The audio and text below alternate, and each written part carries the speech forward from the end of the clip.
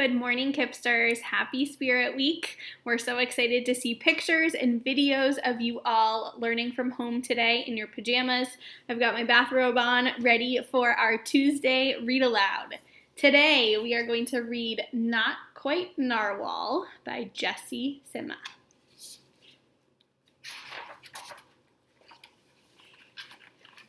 Kelp was born deep in the ocean.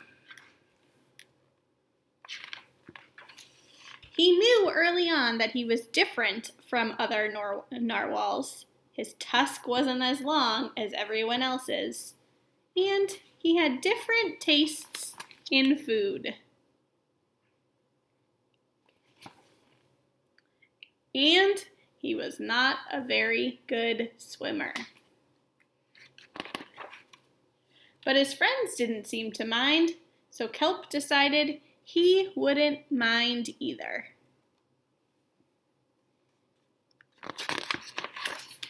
That is, until he was swept away by a strong current.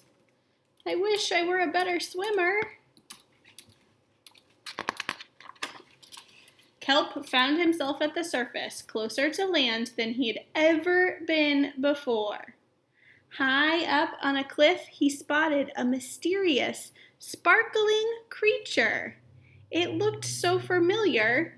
It looked like kelp.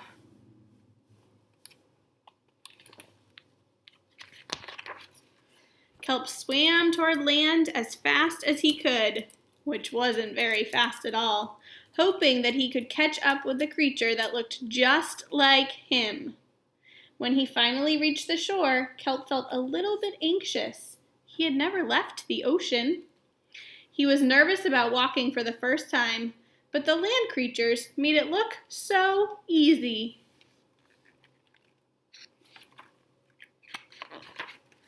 It wasn't. Eventually, he got the hang of it.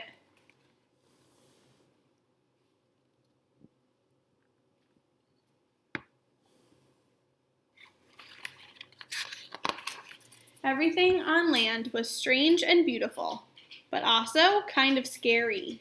Kelp began to think he might never find the creature that looked just like him, but as he stumbled out of the forest, land narwhals! Actually, we're unicorns, and by the looks of it, so are you.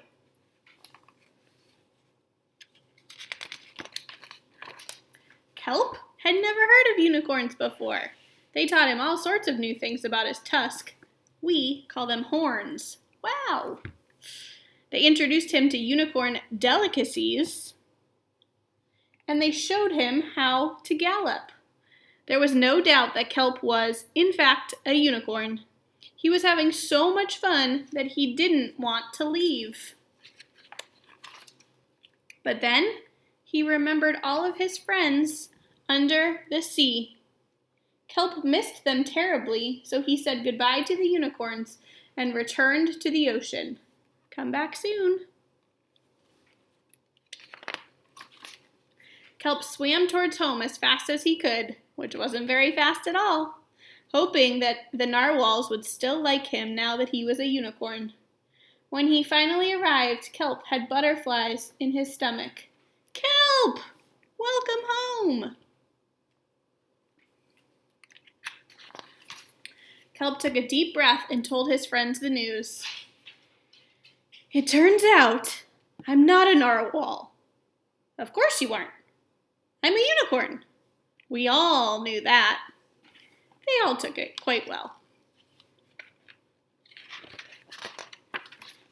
Kelp was happy to be home, but now that he'd experienced life on land with the unicorns, he couldn't seem to forget them.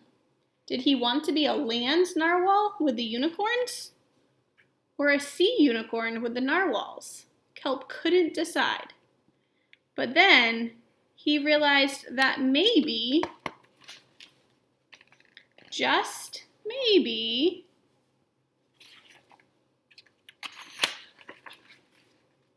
he didn't have to choose.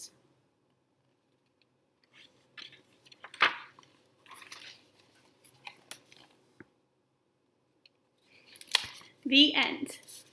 I'm excited to hear what your favorite part of this book was. If you would love to send me a dojo message, I would love to hear from you and write back.